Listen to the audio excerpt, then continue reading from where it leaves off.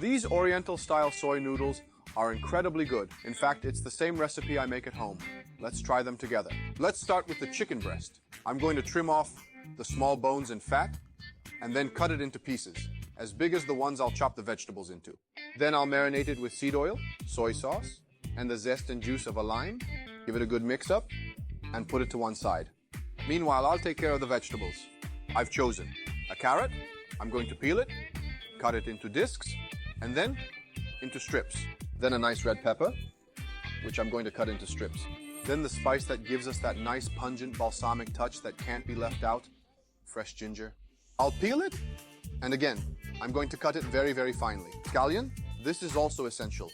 I'm going to put the green part aside and use it to decorate the dish. Green pepper, which again, we're going to cut into very, very thin slices. All that's missing is the garlic, which I'm also going to chop very finely. We've got everything. Let's head to the wok. The wok is nice and hot, and when I say nice and hot, I mean smoking.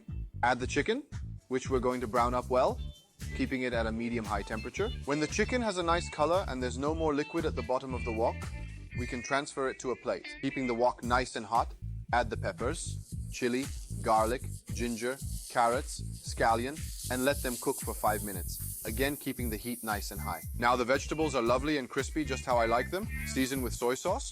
Add the chicken back to the wok. Soybean sprouts. Another 30 seconds, and we're ready. Very good. Turn off the heat. Put it to one side. And now I'll take care of the soy noodles. Bring the water to a boil. Add the soy noodles, and let them rehydrate for 3 minutes. Now that they're nice and soft, drain them and briefly run them under cold water. Turn the heat back on. Add the noodles. I'll add a little bit more soy sauce. This is optional, okay? Stir fry for another 30 seconds, and we can plate up. And to finish off, a little fresh scallion. And now we taste it. Really, really good. Make it yourself, okay? Ciao!